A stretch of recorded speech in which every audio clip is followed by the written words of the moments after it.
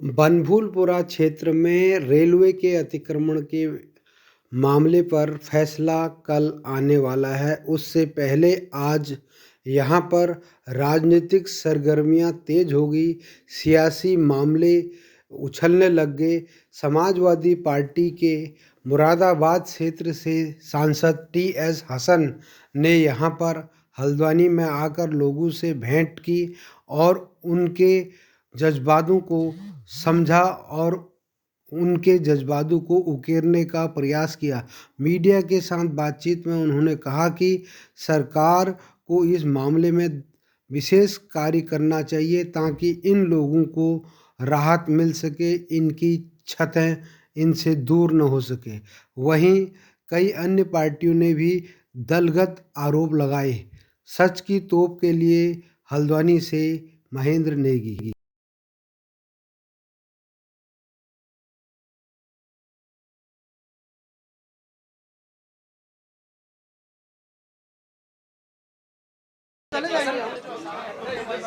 जी सांसद साहब, आप यहाँ पहुँचे हैं लोगों का दर्द दुख जानने के लिए।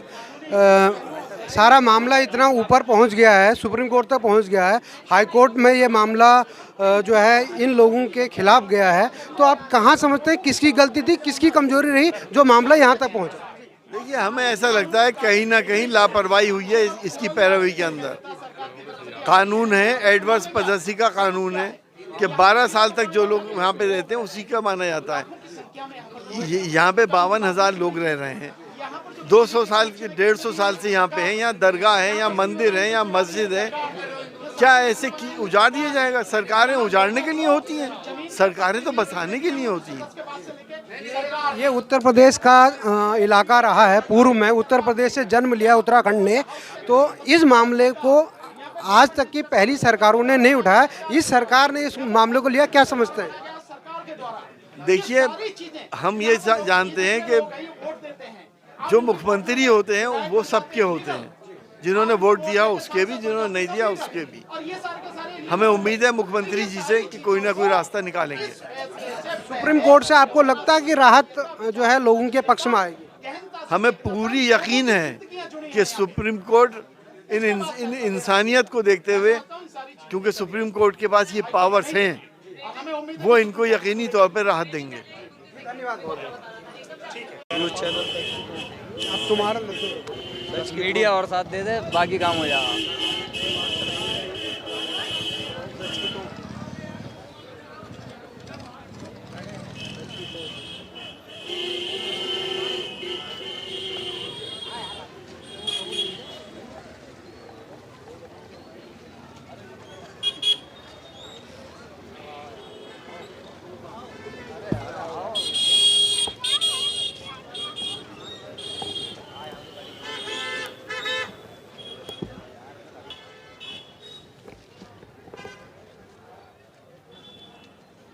यहाँ पर हमारे साथ हैं बहुत इस क्षेत्र से जुड़े हुए हमारे नेता, और जो कि हल्द्वानी विधानसभा का भी प्रतिनिधित्व करने का मौका उन्हें पार्टी के द्वारा दिया गया और इस समय वो लोगों के बीच हैं।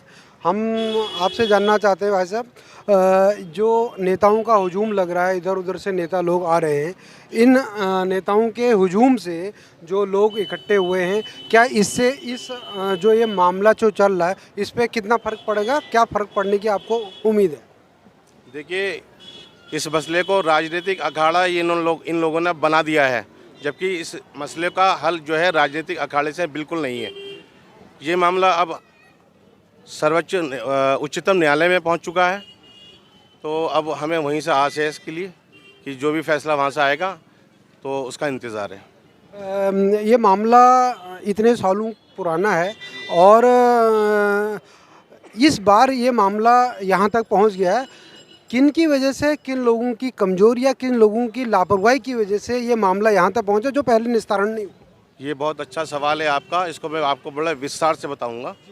देखिए, जब से उत्तराखंड बना उसके बाद इस मैदान को सियासत का अड्डा बना लिया कांग्रेस और भाजपा ने। कांग्रेस ने कहा कि हम तुम्हें बचाएंगे, हमें वोट दो, हम तुम्हारा विकास करेंगे, तुम हमें वोट दो। यहाँ की जनता उन पर विश्वास लाई, उनको वोट दिया जिताकर। स्वर्गीय श्रीमती इंदिरा हृदय साहिबा को यहाँ से कैबिनेट मिनिस्टर भी बनवाया, लेकिन 10 साल कांग्रेस की सरकार रही। उस कांग्रेस की सरकार पे कभी कान पे जून नहीं रहेंगी कि यहाँ का विकास किया जाए।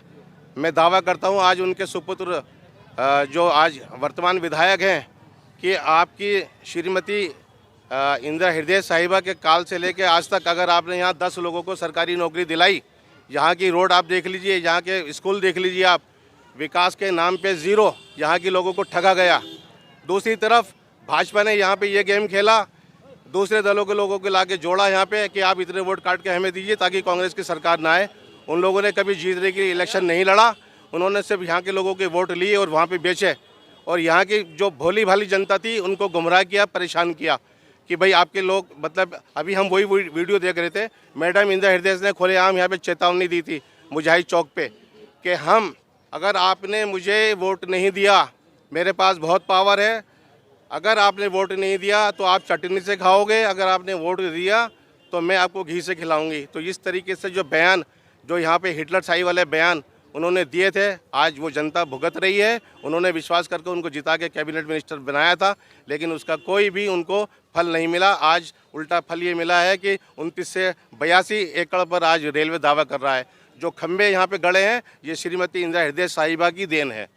ये खुला आरोप है मेरा ये आपने लगाया है। बस अब ये माना जा रहा है कि जो पहले रेलवे जो है 29 एकड़ की बात कहती थी, आज वो बढ़ के आप 82 कर रहे हैं, 78 गया, 78 गया, तो वो मामला जो है लोगों के लिए ज़्यादा दुखदाई यहाँ पर साबित हो रहा है। बहुत से लोग इसमें आ जा रहे हैं, मंदिर आ जा रहे हैं, मस्जिद आ जा रहे हैं, हमारे स्कूल आ जा रहे हैं, हमारे अन्य जो संस्थान है, सामाजिक संस्थान है, वो सारे आ जा रहे हैं।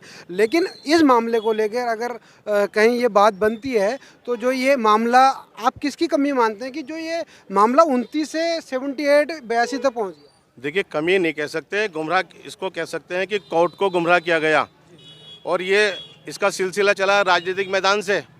मैडम को वोट चाहिए थे, 2016 में धमकी देती हैं, और ये खंबे जो जब उनकी सरकार थी कांग्रेस की, ये खंबे कांग्रेस की सरकार में गाड़े गए हैं। राजस्व विभाग साथ में आया, जिला प्रशासन साथ में था, पुलिस प्रशासन साथ में था, और एजेंट नगर का रेलवे प्रशासन साथ में था। तो इनके रहते हुए जो ये खंबे यहाँ गड़े, कांग्रेस की सरकार में गड़े हैं। यहाँ पर क्यों गड़े थे? लोगों को धमकाने के लिए, ताकि लोग हमारे पास डर के आएंगे कि हम यहाँ से खंबे हटवाएंगे और आप हमें वोट दीजिए। लेकिन यहाँ की जनता ने वोट तो दिए, लेकिन खंबे नहीं हटवाए उन्होंने। आज फिर यहाँ के लोगों ने 28,000 वोटों से जिता के भेजा। अब वही विधायक ये कहते हैं कि साहब मुझे तो पुलिस ने नज़रबंद कर लिया, मैं कैसे मछली बाज़ार की दुकानें हटवाऊँ यहाँ से, मैं तो अपाहिज हो गया हूँ। अब कहते हैं कि मेरी सरकार नहीं है।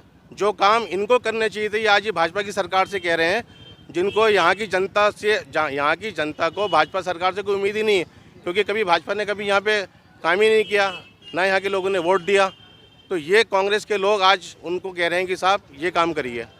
आपका जो मामला है, आपका जो सोचना है, क्या आप इन लोगों के साथ कैसे खड़े हैं और किस रूप से इनके साथ इस लड़ाई को आगे मुकाम तक पहुँचाएं? मैं समाज में एक तो जमीयत उलमा हिंद की तरफ से सबसे पहले खड़ा हूँ यहाँ पर, और हमारी जो टीम है सड़क से लेकर सुप्रीम कोर्ट तक है। दूसरी बात, आम आदमी पार्टी से भी मैं बिलोंग करता हूँ, तो वो पार्टी भी कल हमारी डेलीगेशन आ रहा है वहाँ से, दिल्ली से।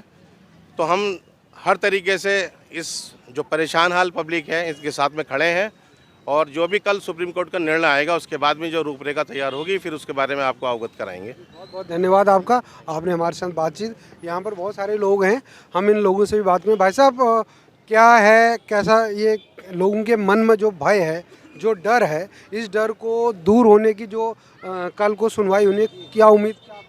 जी सर, हम तो इतना जानते हैं सन 99 में जब छोटी से बड़ी लेन का ठेका हुआ था, अब्दुल मलिक जी को हुआ था, हम वहीं खड़े थे, उनको नक्शा दिया गया था कि 45 फुट आज़ादी की तरफ, 75 फुट गोले की तरफ हमारी जगह है। उसी 2-4 दिन के दौर में रेलवे ने सुप्रीम कोर्ट में याचिका दायर करी थी, वही कि 45 फुट आज़ादी की तरफ, 75 फुट गोले की तरफ हमारी जगह है। उसके बाद रेल का काम शुरू होता है, उसके बाद रेलवे का काम शुरू होता है।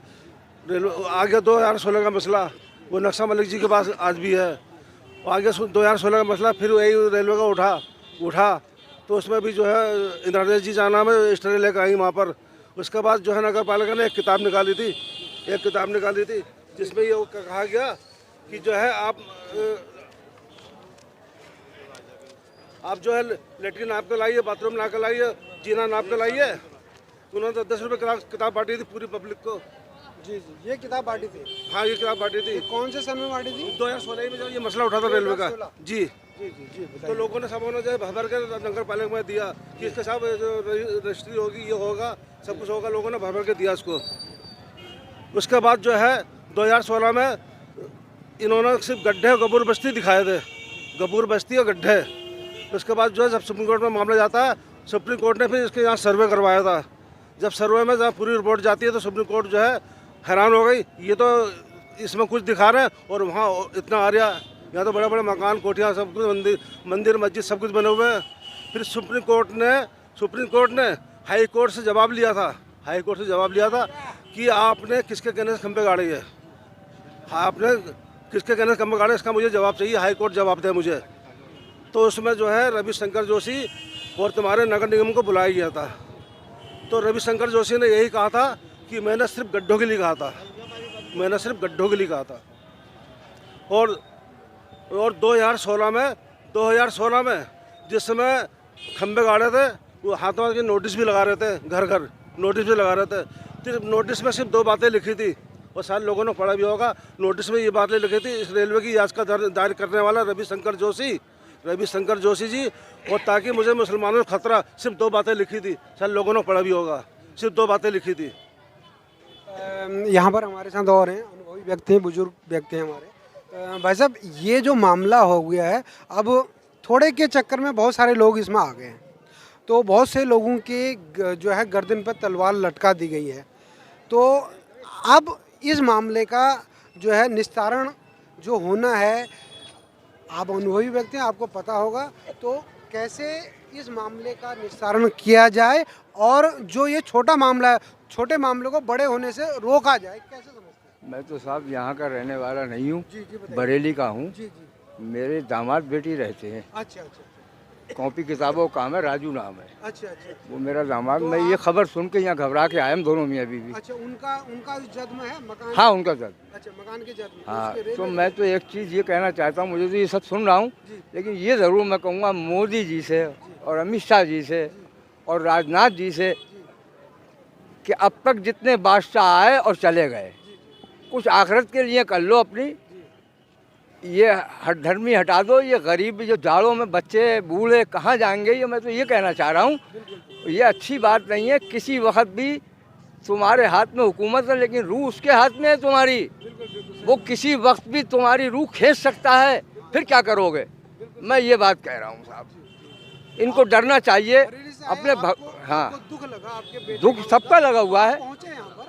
मैं बेटी दामाद से पहले कभी यहाँ काम कर गया हूँ। जब मैं जवान था, तैयब भाई की बेकरी थी। अच्छा अच्छा तैयब भाई थे यहाँ पर एक, अच्छा अच्छा उनकी बेकरी काम करता था, तो इंदिरा नगर बसा था। अच्छा अच्छा। मुझसे भी कहा तुम भी डाल लो, तो मैं 20-22 साल की उम्र थी, मैं 73 साल का हूँ। जी जी, मैं यहाँ रहता था, काम कर गया हूँ। साबिर भाई की बेकरी में भी काम किया है। अच्छा अच्छा। तो मैं अपने दामाद से ये कहता हूँ कि उस वक्त दौर कुछ और था और आज क्या हो रहा है। ये यहाँ कितने अच्छे अच्छे मकान, लोगों की पूरी पूंजी लग गई यहाँ पर। मैं ये देख के मेरे आंसू निकलते हैं। मैं आपको बताऊं कि ये बच्चे बूढ़े मजदूर लोगों ने अपनी मेहनत करके कैसे बनाया है ये है।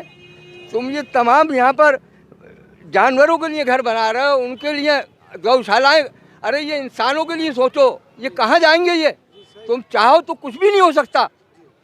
मैं ये कहना चाहता हूँ। बहुत दुख है और सभी लोगों को दुख है, हमें बहुत ज़्यादा दुख है। हम इस मामले को उठा रहे हैं। हम सब भाई हैं हमारे। सब जो है इंसान है, सब मानव है। हम यहाँ पर हमारे और हैं, हम बड़ी आपसे तकलीफ थोड़ा होती है, दिल को जानना रोना चाह आता रहे हैं। ये जो सारा मामला हो गया है, अब जो है सुप्रीम कोर्ट की दहलीज पे मामला है, सुप्रीम कोर्ट के हाथ में अब ये मामला आ गया है। ऊपर वाले के दुआ से लोगों की ये उम्मीद जगी है कि कहीं न कहीं कुछ उम्मीद बनी है कि सुप्रीम कोर्ट ने मामले को सुन लिया है, उनने मामले का विचार कर लिया। तो कैसा समझते हैं ये मामला लोगों के पक्ष में कुछ आ सकता है? जहाँ तक हमारी नॉलेज में है, मैं एक्चुअली में नैनीताल से हूँ। मेरे ग्रैंडफादर सेकंड वर्ल्ड वार, मतलब मेरे फादर सेकंड वर्ल्ड वार में डिस्चार्ज आए और मैं स्वतंत्रता संग्राम सेनानी परिवार से आता हूँ। और हमारी भी यहाँ मतलब बहुत पहले से 1911 से मेरा मकान है। ठीक है, हमारे सामने यहाँ पर ये जो चीज़ें हैं एक्चुअली में अभी नगर पालिका के जो हमारे मेयर साहब हैं आदरणीय जोगिंदर पाल सिंह रौतेला जी, उनको ये मैप लाना चाहिए था, क्योंकि जवानों से जंगें नहीं जीती जाती। ये जगह जो है ये नगर पालिका की है। कभी बिफोर बहुत सदियों पहले यहाँ लाइन जो थी गौला में थी, हुआ करती थी।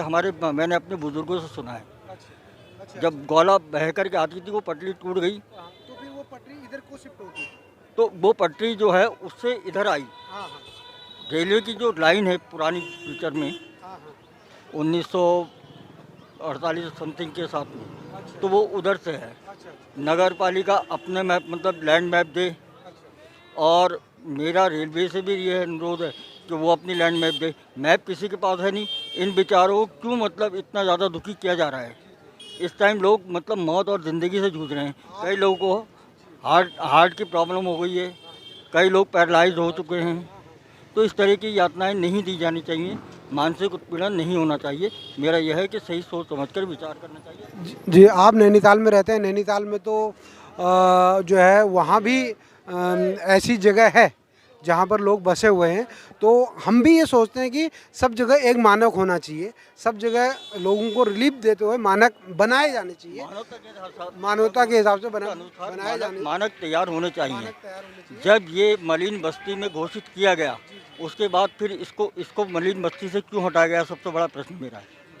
मैं लोगों से पूछना चाहूँगा कि नगर पालिका की लैंड कहाँ तक है। किसी को यही नहीं पता कि हमारी ज़मीन है कहाँ तक और ये किस विभाग के अंतर्गत आती है। क्योंकि इन्होंने इंक्रोचमेंट किया, जब इन्होंने यहाँ पर मतलब भवन निर्माण शुरू किया, तो इससे संबंधित विभाग कहाँ पर थे? उस समय इनकी रोकथाम क्यों नहीं की गई? जब आपने इनको विद्युत कनेक्शन प्राप्त किया है, तो उस समय कहाँ था और बिना उनके क्यों किया गया? इसमें सिर्फ यही लोग दोषी नहीं हैं, इसमें सारे उस समय के अधिकारी, सारी सरकारें दोषी मानना चाहिए। उच्च न्यायालय को उस और भी मतलब अपना ध्यान आकर्षित करना चाहिए। आप अनुभवी व्यक्ति लगते हैं। आपने ये कहा कि उन लोगों की भी कहीं न कहीं जिम्मेदारी थी, उन लोगों की भी कहीं जिम्मेदारी थी जो उसमें जो है प्रशासन में बैठे थे और कहीं न कहीं उनकी गलती से ये हुआ है।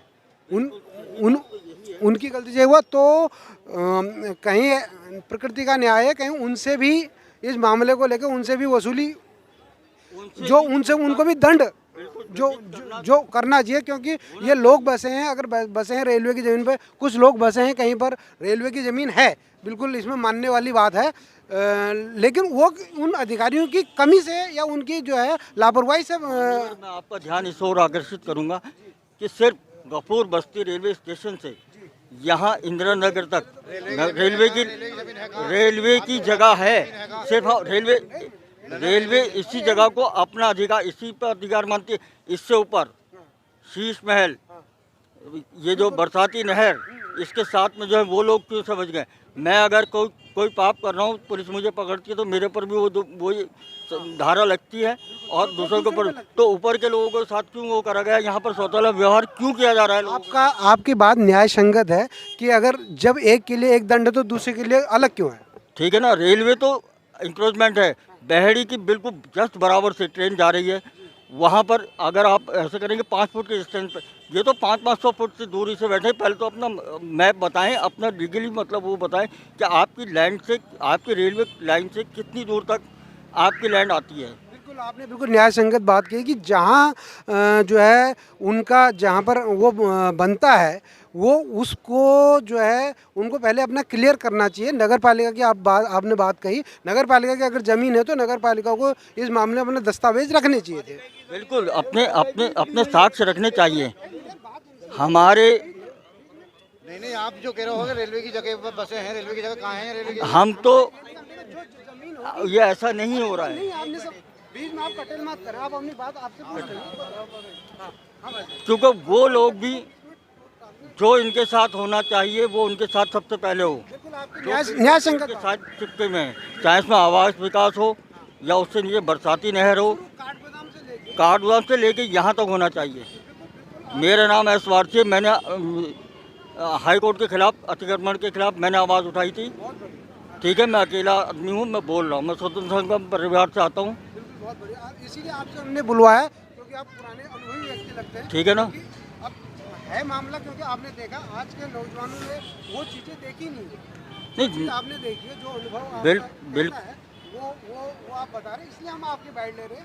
नहीं तो सबको पता है, सब मनगढ़ंत बात है, रेलवे की भी मनगढ़ंत है, किसकी मनगढ़ंत है, लेकिन मनगढ़ंत तो है साहब, ये तो एक षड्यंत्र है। हाँ, ये तो सोची समझी साजिश है, क्योंकि यहाँ एक कम्युनिटी के लोग रहते हैं जिनकी, मेरा मानना यह है कि इन यहाँ पर जो 97% समथिंग इनका अनुपात आता है, वो इनका उत्पीड़न करने के लिए एक मन बना रखा है। और इसको ऐसा नहीं बनाएं, क्या उसको मिटाएंगे कि जुल्म के सजाए? नहीं, इससे पहले और सरकारें भी रही, इस मामले का निस्तारण नहीं किया गया। इन लोगों के जो है गर्दन पर हमेशा तलवार लटकी रही। 2007 में भी वो जो है तहसील के पीछे अतिक्रमण कुछ हटाया गया, उसके बाद उसको छोड़ दिया गया। तो रेलवे का जो दृष्टिकोण वो साफ नहीं रहा, क्या कहें? रेलवे का दृष्टिकोण तो आज भी साफ नहीं है साहब। ये तो एक जाति विशेष को लेकर के ये अभियान चलाया जा रहा है, और ये होना मतलब अच्छी बात नहीं है। मैं एक स्वतंत्र संघ परिवार से आता हूँ, हम लोग डिफेंस के लोग हैं, हम लोग सीधी बात करेंगे। मैं इनके साथ आधी रात को खड़ा हूँ, क्योंकि मैंने नैनीताल में अकेले ही, मैं आपके चैनल के माध्यम से, चाहे सोशल हो या कुछ भी हो, मैंने पूरा वहाँ पर संघर्ष किया। और जो लोग समाचार पत्र पढ़ना जानते हैं उन्होंने मुझे देखा होगा, मैंने संचालन किया। मैं आज भी इनके साथ में हूँ और कल भी इनके साथ में रहूँगा। ये सब मेरे अपने हैं, चाहे किसी जाति धर्म के हों। नैनीताल में सिर्फ एक विशेष हिंदू परिवारों के साथ हुआ था, दुकानदारों के साथ हुआ था।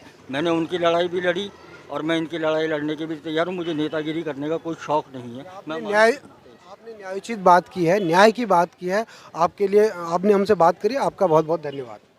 ठीक है, मैं इसको बता देता हूँ। हाँ मैं बोल देता हूँ। हाँ, वर्ष 2003-2004 में निर्मित गफूर बस्ती सड़क का लोकार्पण श्री हेमंत बगड़वाल जी, हाँ, नगर पालिका परिषद हल्द्वानी कार्यक्रमों द्वारा 5 बस्तियां हैं सर, 7/4/2004 के अंदर समापन किया गया है। हाँ, तब ओपी सिंह अधिकारी थे। अधिकारी ठीक।